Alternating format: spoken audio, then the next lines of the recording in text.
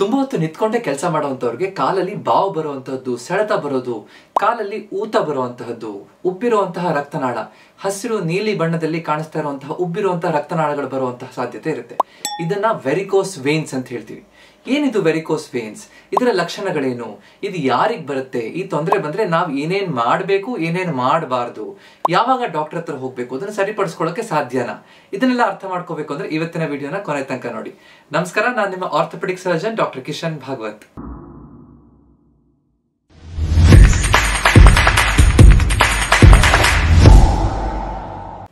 ಏನಿದು varicose veins? ಇದು ಯಾಕೆ ಬರುತ್ತೆ, ಯಾರಿಗೆ ಬರುತ್ತೆ ಅಂತ ಅರ್ಥ ಮಾಡ್ಕೊಳ್ಳೋಣ. ಹಲವಾರು ಜನರಲ್ಲಿ ತಪ್ಪು ಕಲ್ಪನೆ ಇರುತ್ತೆ. ಇದು ಉಬ್ಬಿರುವ ನರಗಳು ಅಂತ ಹೇಳಿ ಅನ್ಕೊಂಡಿರ್ತಾರೆ. ಆದ್ರೆ ಇದು ನರಗಳಲ್ಲ, ಕಾಲಲ್ಲಿ ಅಥವಾ ಕೈಗಳಲ್ಲಿ ಉಬ್ಬಿರುವಂತಹ ರಕ್ತನಾಳಗಳು ಅಂತ ಹೇಳ್ತೀವಿ. ಯಾಕೆ ರಕ್ತನಾಳ ಉಬ್ಬುತ್ತೆ ಅಂತ ಅರ್ಥ ಮಾಡ್ಕೊಳ್ಳೋಣ. ನಮ್ಮ ಹೃದಯದಿಂದ ಇಡೀ ದೇಹದ ಎಲ್ಲ ಅಂಗಾಂಗಗಳಿಗೂ ರಕ್ತ ಸಂಚಾರ ಆರ್ಟರಿ ಅಥವಾ ಅಪಧಮನಿಯ ಮುಖಾಂತರ ಹೋಗುತ್ತೆ. ಕಾಲ್ಗಳಿಗೆ ಹೃದಯದಿಂದ ರಕ್ತ ಸಂಚಾರ ಹೋಗುತ್ತೆ. ಅದಕ್ಕೆ ಒಂದು ಪೈಪ್ ಸಿಸ್ಟಮ್, ಆರ್ಟರಿ ಅಂತ ಹೇಳ್ತೀವಿ. ಕಾಲ್ಗಳಿಂದ ಗುರುತ್ವಾಕರ್ಷಣೆ ವಿರುದ್ಧವಾಗಿ ನಮ್ಮ ಹೃದಯಕ್ಕೆ ವಾಪಸ್ ರಕ್ತ ಬರಬೇಕು. ಅದಕ್ಕೆ ವೇನ್ಸ್ ಅನ್ನುವಂತಹ ಮತ್ತೊಂದು ಪೈಪ್ ಸಿಸ್ಟಮ್ ಇರುತ್ತೆ. ಅದನ್ನ ಕನ್ನಡದಲ್ಲಿ ಅಭಿಧಮನಿ ಅಂತ ಹೇಳ್ತೀವಿ. ಈ ಹೋಗುವಂತಹ ರಕ್ತ ಸಂಚಾರ ಒಂದು ಪೈಪಲ್ಲಿ ಹೋಗುತ್ತೆ, ಬರುವಂತಹ ರಕ್ತ ಸಂಚಾರ ಒಂದು. ನಾವು ಒನ್ ವೇ ಟ್ರಾಫಿಕ್ ತರ ಅಂತ ಅನ್ಕೋಬಹುದು. ಕಾಲ್ಗಳಿಂದ ವಿರುದ್ಧವಾಗಿ ಗುರುತ್ವಾಕರ್ಷಣೆ ವಿರುದ್ಧವಾಗಿ ಹೃದಯಕ್ಕೆ ಬರಬೇಕಾದ್ರೆ ಕಾಲಲ್ಲಿ ಒಂದ್ ರೀತಿಯಾದಂತಹ ಪಂಪ್ ಇರಬೇಕು. ಅದು ಮಾಂಸಖಂಡಗಳು ಕೆಲಸ ಮಾಡುತ್ತೆ. ಅದು ಸರಿಯಾದ ರೀತಿಯಲ್ಲಿ ವಾಪಸ್, ಅದರಲ್ಲಿ ಪ್ರೆಷರ್ ಕರೆಕ್ಟ್ ಆಗಿದ್ರೆ, ಆ ಪೈಪ್ ಸರಿಯಾಗಿದ್ರೆ ಮಾತ್ರ ಅದು ವಾಪಸ್ ಬರುತ್ತೆ. ಅದರಲ್ಲಿ ಒನ್ ವೇ ವ್ಯಾಲ್ವ್ಗಳಿರುತ್ತೆ. ಒನ್ ವೇ ವ್ಯಾಲ್ವ್ ಅಂತಂದ್ರೆ ಕಾಲಿಂದ ವಾಪಸ್ ಹೋಗುವಂತಹ ರಕ್ತ ಸಂಚಾರ ವಾಪಸ್ ಬರದೇ ಇರಲಿ ಅನ್ನುವಂತಹ ಕಾರಣಕ್ಕೆ ವ್ಯಾಲ್ವ್ಗಳಿರುತ್ತೆ. ಯಾವಾಗ ಈ ವ್ಯಾಲ್ವ್ಗಳು ಹಾಳಾಗ್ಬಿಡುತ್ತೋ ಅವಾಗ ಆ ರಕ್ತನಾಳ ಇರುವಂತಹದ್ದು ಉಬ್ತಾ ಬರುತ್ತೆ, ದಪ್ಪ ಆಗ್ತಾ ಬರುತ್ತೆ. ಅದು ಒಂದು ಹಾವಿನ ಆಕಾರದಲ್ಲಿ ಅಥವಾ ಉಬ್ತಾ ಬಂದ್ಬಿಟ್ಟು ಒಂದು ಸಣ್ಣದಾಗಿದ್ದು ಸಣ್ಣ ಗೊಂಚಲು ತರ ಕಾಣಿಸ್ಕೊತಾ ಹೋಗುತ್ತೆ. ಅದು ದಪ್ಪ ಆಗ್ತಾ ಬರುತ್ತೆ. ಅವಾಗ ಉಬ್ಬಿರೋ ರಕ್ತನಾಳ ಕಾಲಲ್ಲಿ ಕಾಣಿಸ್ಕೊತಾ ಬರುತ್ತೆ. ಇದನ್ನ ವೆರಿಕೋಸ್ ವೇನ್ಸ್ ಅಂತ ಹೇಳ್ತೀವಿ. ಮೊದಲು ತುಂಬಾ ಸಣ್ಣ ಇರುತ್ತೆ, ನಿಧಾನ ಜಾಸ್ತಿ ಆಗ್ತಾ ಬರುತ್ತೆ. ನಂತರ ಕಾಲಲ್ಲಿ ಚರ್ಮದ ಬಣ್ಣ ಚೇಂಜ್ ಆಗುವಂತಹದ್ದು, ಗಾಯ ಆಗುವಂತಹದ್ದು, ಈ ರೀತಿ ತೊಂದರೆಗಳು ಬಂದ್ಬಿಡ್ಬೋದು.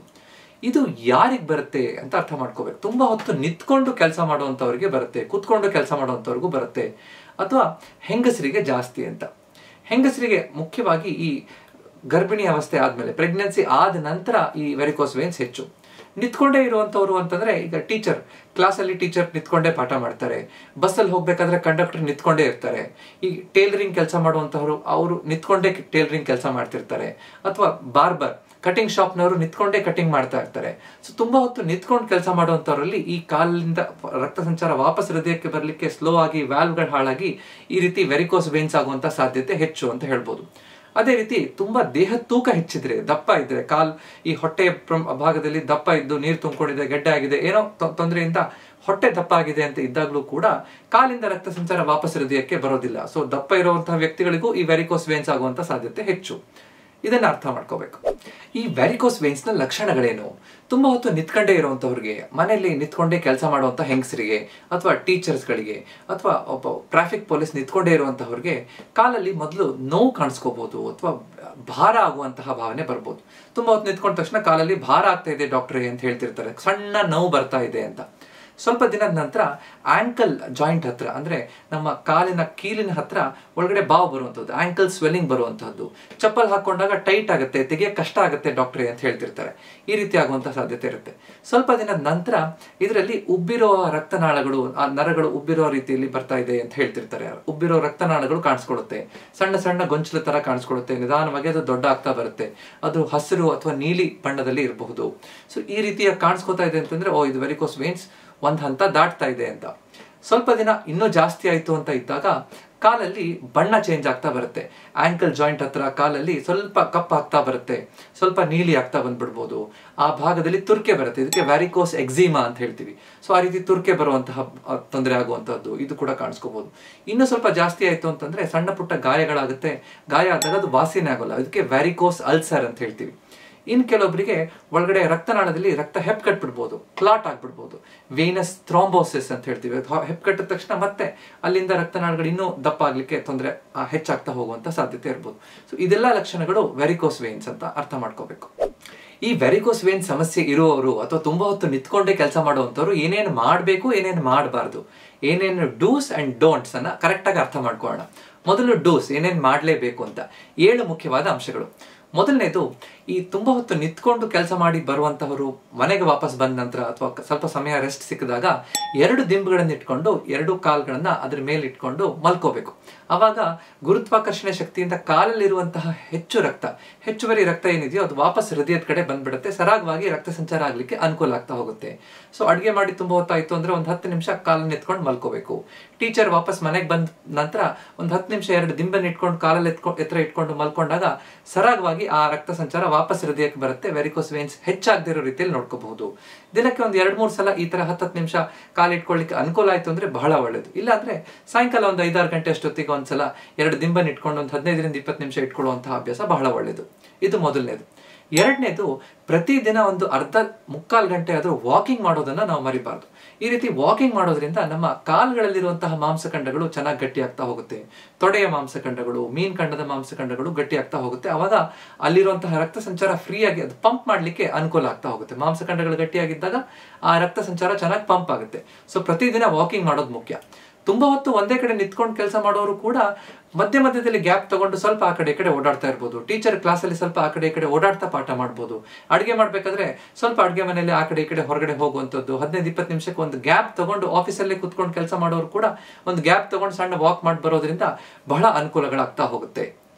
ಮೂರನೇದು, ನಾವು ಸ್ಟಾಕಿಂಗ್ಸ್ ಅನ್ನು ಉಪಯೋಗಿಸಬೇಕು. ಈ ವೆರಿಕೋಸ್ ವೇನ್ಸ್ ಅಥವಾ ಕಾಲು ದಪ್ಪ ಆಗ್ತಾ ಇದೆ ಅಥವಾ ತುಂಬಾ ಹೊತ್ತು ನಿಂತ್ಕೊಂಡೇ ಇರುವಂತಹವರು ಬಹಳ ಚೆನ್ನಾಗಿ ಇದನ್ನ ತಡೆಗಟ್ಟಲಿಕ್ಕೆ ಅಥವಾ ಇದ್ರೂ ಕೂಡ ಅದನ್ನ ಸರಿಪಡಿಸ್ಲಿಕ್ಕೆ ವೆರಿಕೋಸ್ ವೇನ್ಸ್ಗೋಸ್ಕರ ಅಬವ್ ನೀ ಕಂಪ್ರೆಷನ್ ಸ್ಟಾಕಿಂಗ್ಸ್ ಅಂತ ಬರುತ್ತೆ. ಇದು ನಮ್ಮ ತೊಡೆಯ ಮೇಲ್ಭಾಗದ ತನಕನೂ ಬರುವಂತದ್ದು ಬರುತ್ತೆ.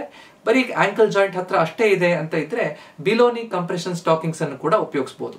ಬೆಳಗ್ಗೆ ಎದ್ದ ತಕ್ಷಣ ನಾವು ಅದನ್ನ ಹಾಕೊಂಡ್ರೆ ವಾಪಸ್ ರಾತ್ರಿ ಮಲಗಬೇಕಾದ್ರೆ ತೆಗೆದ್ಬಿಟ್ರೆ ಬಹಳ ಒಳ್ಳೇದು. ಪ್ರಾರಂಭದಲ್ಲಿ ಸ್ವಲ್ಪ ಕಷ್ಟ ಆಗ್ಬೋದು, 1 ವಾರ 10 ದಿನ ಅಭ್ಯಾಸ ಆಗ ಕಷ್ಟ ಆಗ್ಬೋದು. ಆದ್ರೆ ಒಂದ್ಸಲ ಸರಿಯಾಗಿ ಅಭ್ಯಾಸ ಆಗ್ಬಿಟ್ರೆ ಬಹಳ ಸುಲಭದಲ್ಲಿ ಹಾಕಿ ತೆಗೆದು ಮಾಡ್ಬೋದು. ಯಾವುದೇ ರೀತಿ ಅದನ್ನ ಹಾಕೊಂಡಿದ್ದೀನಿ ಅನ್ನುವಂತಹ ಆ ಭಾವನೆ ಕೂಡ ನಾವು ಮರ್ತು ಹೋಗೋ ರೀತಿಯಲ್ಲಿ ಅಷ್ಟು ಸುಲಭವಾಗಿ ಇದು ನಮ್ಗೆ ಅನುಕೂಲ ಮಾಡ್ಕೊಡ್ತಾ ಹೋಗುತ್ತೆ. ನಮ್ಮ ಕಾಲಲ್ಲಿರುವಂತಹ ಭಾರ ಆಗುವಂಥದ್ದು, ನೋವಾಗುವಂತಹ ಸಾಧ್ಯತೆ ಕಡಿಮೆ ಆಗ್ತಾ ಬರುತ್ತೆ. ಸೊ ಹೆಚ್ಚು ದಪ್ಪ ಇರುವಂತವ್ರು, ನಿಂತ್ಕೊಂಡು ಕೆಲಸ ಮಾಡುವಂತವ್ರು ಸ್ಟಾಕಿಂಗ್ಸ್ ಅನ್ನು ಉಪಯೋಗಿಸೋದು ಬಹಳ ಮುಖ್ಯ. ವೆರಿಕೋಸ್ ವೇನ್ಸ್ ಇದೆ ಅಂತಂದ್ರೆ ಅದನ್ನ ಚಿಕಿತ್ಸೆಯಾಗೂ ಕೂಡ ಸ್ಟಾಕಿಂಗ್ಸ್ ಅನ್ನ ನಾವು ಉಪಯೋಗಿಸಬಹುದು. ಇದನ್ನ ಸರಿಯಾಗಿ ಅರ್ಥ ಮಾಡ್ಕೋಬೇಕು. 4ನೇದು, ಸರಿಯಾದ ವ್ಯಾಯಾಮಗಳನ್ನ ಮಾಡಬೇಕು. ಇದಕ್ಕೆ ಬೇಕಾಗಿರುವಂತಹ ವೆರಿಕೋಸ್ ವೇನ್ಸ್ಗಳಿಗೆ ಬೇಕಾಗಿರುವಂತಹ ವ್ಯಾಯಾಮಗಳು ಯಾವ್ದು ಮಾಡಬೇಕು ಅನ್ನೋದ್ರ ಬಗ್ಗೆ ಡೀಟೇಲ್ಡ್ ಆಗಿ ನಾನು ವಿಡಿಯೋ ಮಾಡಿದ್ದೀನಿ, ಅದನ್ನ ನೋಡ್ಬೋದು. ಸುಲಭವಾಗಿ ಅರ್ಥ ಆಗೋಗಿ ಹೇಳ್ಬೇಕು ಅಂತಂದ್ರೆ ಮುಖ್ಯವಾಗಿ ಆಂಕಲ್ ಪಂಪ್ಸ್ ಅನ್ನ ಮಾಡಬೇಕು. ಅಂದ್ರೆ ನಾವು ಕಾಲನ್ನ ಒಂದು ಬಟ್ಟೆ ಹೊಲಿಯೋ ಮಷಿನ್ ಅನ್ನ ಹೊಲಿದ ಹಾಗೆ ಕಾಲನ್ನ ಮೂವ್ಮೆಂಟ್ ಮಾಡಬೇಕು. ಒಂದು 25-30 ಸಲ ಈ ರೀತಿ ಆಂಕಲ್ ಪಂಪ್ಸ್ ಅನ್ನ ಬೆಳಿಗ್ಗೆ ಸಂಜೆ ಮಾಡೋದ್ರಿಂದ ಸುಲಭವಾಗಿ ರಕ್ತ ಸಂಚಾರ ಆಗ್ತಾ ಹೋಗುತ್ತೆ. ಕೂತ್ಕೊಂಡೇ ಕೆಲಸ ಮಾಡ್ಬೇಕಾದ್ರೂ ನಾವು ಕಾಲನ್ನ ಆಂಕಲ್ ಪಂಪ್ಸ್ ಅನ್ನ ಮಾಡ್ಬೋದು. ನಿಂತ್ಕೊಂಡಿದ್ದಾಗ ಒಂದ್ ಕಾಲಿಂದ ಒಂದ್ ಕಾಲಿಗೆ ವೇಟ್ ಅನ್ನು ಶಿಫ್ಟ್ ಮಾಡ್ತಾ ಬರ್ಬೋದು. ಎರಡನೇದು, ಹೀಲ್ ರೇಸ್. ಅಂದ್ರೆ ನಿಂತ್ಕೊಂಡೇ ಇದ್ದಾಗ ನಮ್ಮ ಹಿಮ್ಮಡಿಯನ್ನ ಮೇಲೆ ಏರಿಸೋದು ಮತ್ತೆ ವಾಪಸ್ ಬರುವಂತದ್ದು, ಹಿಮ್ಮಡಿಯನ್ನ ಮೇಲೆ ಏರಿಸೋದು ವಾಪಸ್ ಬರುವಂತದ್ದು 8-10 ಸಲ ಈ ರೀತಿ ಪದೇ ಮಾಡ್ಕೊಳ್ಳೋದ್ರಿಂದ ನಮ್ಮ ಮೀನ್ ಖಂಡದ ಮಾಂಸಖಂಡಗಳು ಗಟ್ಟಿ ಆಗ್ತಾ ಹೋಗುತ್ತೆ. ಇದು ಬಹಳ ಮುಖ್ಯ. ಮೂರನೇದು, ಟಿಪ್ ಟೋ ವಾಕಿಂಗ್. ತುದಿಗಾಲಲ್ಲೇ ಒಂದು 10 ಹೆಜ್ಜೆ ಆ ಕಡೆ ಹೋಗೋದು ಬರೋದು. ಈ ರೀತಿ ನಡೆಯೋದ್ರಿಂದನೂ ಕೂಡ ನಮ್ಮ ಮಾಂಸಖಂಡಗಳಲ್ಲಿ ಆ ಕಾಫ್ ಮಸಲ್ಸಿನ ಸ್ಟ್ರೆಂತ್ ಚೆನ್ನಾಗಾಗ್ತಾ ಹೋಗುತ್ತೆ. ಸ್ವಲ್ಪ ಹೊತ್ತು ನಮಗೆ ಮಲ್ಕೊಳ್ಳೋಕೆ ಚಾನ್ಸ್ ಸಿಕ್ತು ಅಥವಾ ಬೆಳಗ್ಗೆ ಹೊತ್ತು ಅಥವಾ ಸಾಯಂಕಾಲ ನಾವು ವ್ಯಾಯಾಮ ಮಾಡಬೇಕಾದ್ರೆ ಮಲ್ಕೊಂಡಿದ್ದಾಗ ಕಾಲನ್ನ ಸೈಕಲ್ ಪೆಡಲ್ ಮಾಡುವ ರೀತಿಯಲ್ಲಿ ನಾವು ಕಾಲನ್ನ ಪೆಡ್ಲಿಂಗ್ ಮಾಡಬೇಕು, ಸೈಕ್ಲಿಂಗ್ ಮಾಡಬೇಕು ಕಾಲಲ್ಲೇ. ಇದರಿಂದ ನಮ್ಮ ಆ ರಕ್ತ ಸಂಚಾರಕ್ಕೆ ಉತ್ತೇಜನ ಸಿಗ್ತಾ ಹೋಗುತ್ತೆ. ಒಂದು 5-10 ನಿಮಿಷ ನಾವು ಗೋಡೆಗೆ 2 ಕಾಲ್ಗಳನ್ನ ಗೋಡೆಗೆ ತಾಗಿಸ್ಕೊಂಡು ನೇರವಾಗಿ ಇಟ್ಕೊಂಡು ನಾವು ಮಲ್ಕೋಬೇಕು, ರಿಲ್ಯಾಕ್ಸ್ ಮಾಡಬೇಕು. ಆವಾಗ ನಮ್ಮ ಹಿಪ್ ಜಾಯಿಂಟ್ 90 ಡಿಗ್ರಿ ಆಂಗಲ್ ಅಲ್ಲಿ ಕಾಲುಗಳ ನೇರವಾಗಿ ಗೋಡೆಗೆ ತಾಕೊಂಡಿದ್ರೆ ಸುಲಭವಾಗಿ ರಕ್ತ ಸಂಚಾರ ಬರ್ಲಿಕ್ಕೆ ಅನುಕೂಲ ಆಗ್ತಾ ಹೋಗುತ್ತೆ. ಸೊ ಈ ರೀತಿ ಕೆಲವೊಂದು ವ್ಯಾಯಾಮದಿಂದ, ಕೆಲವೊಂದು ಯೋಗಾಸನಗಳಿಂದ ಬಹಳ ಚೆನ್ನಾಗಿ ಈ ರಕ್ತ ಸಂಚಾರ ಸರಿಯಾಗ್ಲಿಕ್ಕೆ ಅನುಕೂಲ ಆಗ್ತಾ ಹೋಗುತ್ತೆ. 5ನೇದು, ನಮ್ಮ ಆ ದೇಹದ ತೂಕವನ್ನ ಕಡಿಮೆ ಮಾಡ್ತಾ ಬರ್ಬೇಕು. ಒಂದು 5-6 kg ಕಡಿಮೆ ಆದ್ರೂ ಕೂಡ ಬಹಳ ಚೆನ್ನಾಗಿ ನಮ್ಮ ರಕ್ತ ಸಂಚಾರ ಸುಲಭವಾಗ್ಲಿಕ್ಕೆ, ಆರಾಮಾಗ್ಲಿಕ್ಕೆ ಅನುಕೂಲ ಆಗ್ತಾ ಹೋಗುತ್ತೆ. ಸೊ ದೇಹದ ತೂಕ ಕಡಿಮೆ ಮಾಡ್ಲಿಕ್ಕೆ ಬೇಕಾಗಿರುವಂತಹ ಪಥ್ಯವನ್ನ ಮಾಡಬೇಕು, ಅದಕ್ಕೆ ಬೇಕಾಗಿರುವಂತಹ ವ್ಯಾಯಾಮಗಳನ್ನ ಮಾಡಬೇಕು. ಸರಿಯಾದ ಜೀವನ ಶೈಲಿಯನ್ನ ನಾವು ಬದಲಾಯಿಸ್ಕೊಂಡ್ರೆ ಬಹಳ ಚೆನ್ನಾಗಿ ವೆರಿಕೋಸ್ ವೇನ್ಸ್ ಇದ್ದವರು ಕೂಡ ಅದನ್ನ ಸರಿಪಡಿಸ್ಕೊಳ್ಳಿಕ್ಕೆ, ಅದನ್ನ ಕರೆಕ್ಟ್ ಮಾಡ್ಕೊಳ್ಳಿಕ್ಕೆ ಅನುಕೂಲ ಆಗ್ತಾ ಹೋಗುತ್ತೆ. 6ನೇದು, ಉಪ್ಪನ್ನ ಕಡಿಮೆ ಮಾಡಿ ಹೆಚ್ಚು ನಾರಿರುವಂತಹ ಆಹಾರವನ್ನ ತಗೋಬೇಕು. ಅಂದ್ರೆ ನಾವು ಹೆಚ್ಚು ಸೊಪ್ಪುಗಳನ್ನ, ತರಕಾರಿಗಳನ್ನ, ಹಣ್ಣುಗಳನ್ನ ತಿನ್ಬೇಕು, ಇಡೀ ಧಾನ್ಯಗಳನ್ನ ತಿನ್ಬೇಕು ಮತ್ತು ಆಹಾರದಲ್ಲಿ ಉಪ್ಪನ್ನ ಕಡಿಮೆ ಉಪಯೋಗಿಸೋದ್ರಿಂದ ನಮ್ಮ ರಕ್ತ ಸಂಚಾರ ಹೆಚ್ಚು ಚೆನ್ನಾಗಾಗ್ಲಿಕ್ಕೆ ಅನುಕೂಲ ಆಗ್ತಾ ಹೋಗುತ್ತೆ. ಸೊ ಇದರಿಂದ ನಮ್ಮ ಪಚನ ಕ್ರಿಯೆ ಚೆನ್ನಾಗಾಗಿ ರಕ್ತ ಸಂಚಾರ ಚೆನ್ನಾಗಾದಾಗ ವೆರಿಕೋಸ್ ವೇನ್ಸ್ ಕೂಡ ಬೇಗ ಸರಿಯಾಗ್ಲಿಕ್ಕೆ ಅನುಕೂಲ ಆಗ್ತಾ ಹೋಗುತ್ತೆ. ಕೆಲವೊಬ್ಬರಿಗೆ ಕಾನ್ಸ್ಟಿಪೇಷನ್, ಮಲಬದ್ಧತೆ ಇರುತ್ತೆ. ಮಲಬದ್ಧತೆ ಇರೋರ್ಗೂ ಕೂಡ ಈ ವೆರಿಕೋಸ್ ವೇನ್ಸ್ ಕಾಣಿಸ್ಕೋಬಹುದು. ಸೊ ಅದಕ್ಕೋಸ್ಕರ ಆ ಮಲಬದ್ಧತೆ ಕರೆಕ್ಟ್ ಆಗಿ ಟ್ರೀಟ್ಮೆಂಟ್ ತಗೊಂಡು ಸರಿಯಾಗಿ ನಾರಿನಾಂಶ ಇರುವಂತಹ ಆಹಾರ ತಗೊಳ್ಳೋದ್ರಿಂದ ಕೂಡ ಅದು ಸರಿಯಾದ್ರೆ ವೆರಿಕೋಸ್ ವೇನ್ಸ್ ಕೂಡ ಒಂದು ಹಂತಕ್ಕೆ ಚೇತರಿಕೆ ಆಗ್ಲಿಕ್ಕೆ ಅನುಕೂಲ ಆಗ್ತಾ ಹೋಗುತ್ತೆ. 7ನೇದು ಮತ್ತು ಕೊನೆಯದು, ಚೆನ್ನಾಗಿ ನೀರನ್ನು ಕುಡಿಬೇಕು. 2.5-3 ಲೀಟರ್ ನೀರನ್ನ ಕರೆಕ್ಟ್ ಆಗಿ ಕುಡಿದ್ರೆ, ಅಂದ್ರೆ 8ರಿಂದ 10 ಲೋಟ ದೊಡ್ಡ ಲೋಟ ನೀರನ್ನ ಕುಡಿಯೋದ್ರಿಂದ, ಪ್ರತಿದಿನ ಈ ರೀತಿ ಕುಡಿಯೋದ್ರಿಂದ ನಮ್ಮ ರಕ್ತ ಸಂಚಾರ ಚೆನ್ನಾಗಾಗುತ್ತೆ. ಒಳಗಡೆ ವೇನ್ಸ್ ಆರೋಗ್ಯಯುತವಾಗಿ ಇರ್ಲಿಕ್ಕೆ, ಈ ರೀತಿ ವೆರಿಕೋಸ್ ವೇನ್ಸ್ ಹೆಚ್ಚಾಗದೇ ಇರೋ ರೀತಿಯಲ್ಲಿ ನೋಡ್ಲಿಕ್ಕೆ, ಕಾಲಲ್ಲಿರುವ ಊತ ಕಡಿಮೆ ಆಗ್ಲಿಕ್ಕೆ ಅನುಕೂಲ ಆಗ್ತಾ ಹೋಗುತ್ತೆ. ಸೊ ಈ 7 ಅಂಶಗಳನ್ನ ಕರೆಕ್ಟ್ ಆಗಿ ನಾವು ಮಾಡಬೇಕು.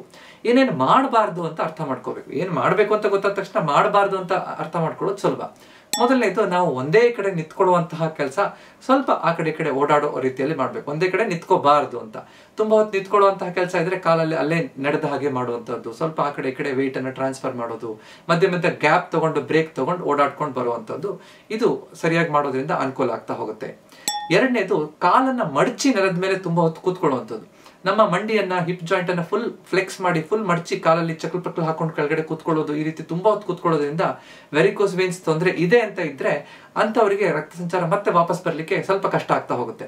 ಸೊ ಈ ರೀತಿ ಕೂತ್ಕೊಳ್ಳೋದ್ರ ಬದಲು ಒಂದು ಸರಿಯಾಗಿರೋ ಕುರ್ಚಿ ಮೇಲೆ ಕರೆಕ್ಟ್ ಆಗಿ ಪಾದ ನೆಲದ ಮೇಲೆ ಊರ್ಕೊಂಡು ಕೂತ್ಕೊಳ್ಳುವಂತದ್ದು ಬಹಳ ಒಳ್ಳೆಯದು. ಅವಾಗ ಕಾಲನ್ನ ಮೂವ್ಮೆಂಟ್ ಮಾಡ್ತಾ ಇರ್ಲಿಕ್ಕೆ ಅನುಕೂಲ ಆಗುತ್ತೆ. ಈ ರೀತಿ ಕೆಳಗಡೆ ಕೂತ್ಕೋಬೇಕು ಅಂತಿದ್ರು ಕೂಡ ಕಾಲನ್ನ ಸ್ವಲ್ಪ ಮಧ್ಯ ಮಧ್ಯದಲ್ಲಿ ಕಾಲನ್ನ ಬಿಚ್ಚಿ ಮೂವ್ಮೆಂಟ್ ಮಾಡ್ತಾ ಇದ್ರೆ ಆ ರಕ್ತ ಸಂಚಾರ ಚೆನ್ನಾಗಿರುತ್ತೆ. ಇದನ್ನ ಸರಿಯಾಗಿ ಅರ್ಥ ಮಾಡ್ಕೋಬೇಕು. 3ನೇದು, ನಾವು ಸಿಂಪ್ಟಮ್ಸ್ ಅನ್ನ ಇಗ್ನೋರ್ ಮಾಡಬಾರ್ದು. ಅಂದ್ರೆ ಈ ವೆರಿಕೋಸ್ ವೇನ್ಸ್ ಅನ್ನೋದು ಒಂದು ಕಾಸ್ಮೆಟಿಕ್ ಇಶ್ಯೂ. ಅಂದ್ರೆ ನೋಡಕ್ ಮಾತ್ರ ನನಗೆ ಒಬ್ಬಿರೋ ರಕ್ತನಾಳದಿಂದ ನನ್ಗೇನೋ ತೊಂದರೆ ಇಲ್ಲ ಡಾಕ್ಟ್ರೆ, ನಾನೇನ್ ಮಾಡ್ಬೇಕು, ನನಗೇನೋ ತೊಂದರೆ ಇಲ್ವಲ್ಲ ಅಂತ ಅನ್ಕೋತಾ ಇರ್ತಾರೆ. ಇದು ತಪ್ಪು ಕಲ್ಪನೆ.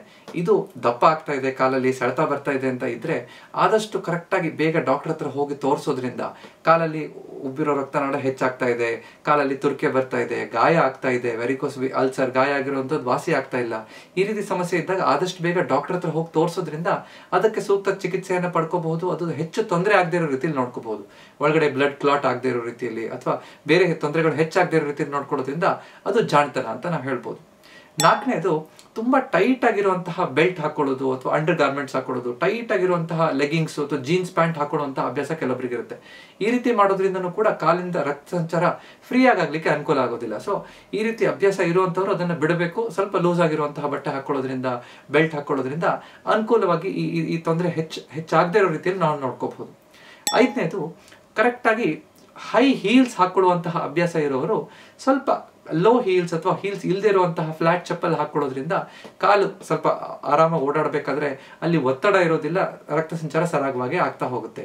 ಸೊ ಈ 5 ಡೋಂಟ್ಸ್ಗಳನ್ನ, ಅಂದ್ರೆ ಏನೇನು ಮಾಡಬಾರ್ದು ಅನ್ನೋದನ್ನು ಕೂಡ ಅಷ್ಟೇ ಮುಖ್ಯ. ಸೊ ಇವತ್ತು ನಾವು ಈ ವೆರಿಕೋಸ್ ವೇನ್ಸ್ ಅಂದ್ರೆ ಏನು, ಅದು ಯಾಕಾಗತ್ತೆ, ಅದರ ಲಕ್ಷಣಗಳೇನು, ಏನ್ ಮಾಡಬೇಕು ಏನ್ ಮಾಡಬಾರ್ದು ಅಂತ ಅರ್ಥ ಮಾಡ್ಕೊಂಡ್ವಿ. ಯಾವಾಗ ಡಾಕ್ಟರ್ ಹತ್ರ ಹೋಗ್ಬೇಕು ಅನ್ನೋದನ್ನು ನಾವು ಅರ್ಥ ಮಾಡ್ಕೊಂಡ್ವಿ. ಡಾಕ್ಟರ್ ಹತ್ರ ಹೋದಾಗ ಇದು ಸಮಸ್ಯೆ ಹೆಚ್ಚಾಗ್ತಾ ಇದೆ ಅಂತ ನೋಡಿದಾಗ ಅದನ್ನ ಫಿಸಿಕಲ್ ಎಕ್ಸಾಮಿನೇಷನ್ ನೋಡಿ ಟೆಸ್ಟ್ ಮಾಡಿ ನೋಡ್ಕೊಂಡು, ಡಾಪ್ಲರ್, ವೀನಸ್ ಡಾಪ್ಲರ್ ಅನ್ನುವಂಥ ಒಂದು ಸ್ಕ್ಯಾನಿಂಗ್ ಮಾಡೋದ್ರಿಂದ ಒಳಗಡೆ ಯಾವ ವ್ಯಾಲ್ವ್ಗಳು ಹಾಳಾಗಿದೆ, ಎಷ್ಟು ತೊಂದರೆ ಇದೆ ಅಂತ ಅರ್ಥ ಆಗುತ್ತೆ. ಕೆಲವೊಮ್ಮೆ ಸಿಂಪಲ್ ಆಗಿ ಸ್ಟಾಕಿಂಗ್ಸ್ ಹಾಕೊಂಡು ಅಥವಾ ಕೆಲವೊಂದು ಮಾತ್ರೆಗಳನ್ನು ಕೊಟ್ಟು, ಕೆಲವೊಂದು ಮಸಾಜ್ ಮಾಡಿ, ಎಕ್ಸರ್ಸೈಸ್ ಮಾಡಿ, ಅಥವಾ ಕೆಲವೊಬ್ಬರಿಗೆ ಒಂದು ಲೇಸರ್ ಸರ್ಜರಿ ಬೇಕಾಗುತ್ತೆ. ಬಹಳ ಸುಲಭವಾಗಿ ಇತ್ತೀಚಿನ ದಿನಗಳಲ್ಲಿ ಈ ವೆರಿಕೋಸ್ ವೇನ್ಸ್ ಅನ್ನ ಸರಿಯಾಗಿ ಕಂಪ್ಲೀಟ್ ಆಗಿ ಕ್ಯೂರ್ ಮಾಡಬಹುದು. ಸೊ ಇದನ್ನ ಕರೆಕ್ಟ್ ಆಗಿ ನಾವು ಅರ್ಥ ಮಾಡ್ಕೊಂಡ್ರೆ ಯಾವ ತೊಂದರೆನೂ ಇಲ್ಲದೆ ಈ ಸಮಸ್ಯೆಯಿಂದ ನಾವು ಹೊರಗಡೆ ಬರ್ಬೋದು. ಇವತ್ತಿನ ವಿಡಿಯೋ ನಿಮ್ಗೆ ಇಷ್ಟ ಆಗಿದ್ರೆ ದಯವಿಟ್ಟು ಇದನ್ನ ಲೈಕ್ ಮಾಡಿ ಮತ್ತು ನಿಮ್ಮ ಅಕ್ಕಪಕ್ಕದವ್ರ ಜೊತೆ ಇದನ್ನ ಹಂಚ್ಕೊಳ್ಳಿ. ಯಾರು ತುಂಬಾ ಹೊತ್ತು ನಿಂತ್ಕೊಂಡು ಕೆಲಸ ಮಾಡ್ತಾರೋ ಅವ್ರಿಗೆ ಇದನ್ನ ಶೇರ್ ಮಾಡೋದನ್ನ ಮರಿಬೇಡಿ. ಇದೇ ರೀತಿಯಂತ ಹೆಚ್ಚಿನ ವಿಡಿಯೋ ನೋಡ್ಬೇಕು ಅಂದ್ರೆ ನನ್ನ ಚಾನಲ್ನ ದಯವಿಟ್ಟು ಸಬ್ಸ್ಕ್ರೈಬ್ ಮಾಡಿ. ಯಾಕಂದ್ರೆ ನಮ್ಮ ಆರೋಗ್ಯ ನಮ್ಮ ಕೈಲಿದೆ, ಅದನ್ನ ಸರಿಯಾಗಿ ಇಟ್ಕೊಳ್ಳೋದು ನಮ್ಮ ಕರ್ತವ್ಯ. ನಮಸ್ಕಾರ.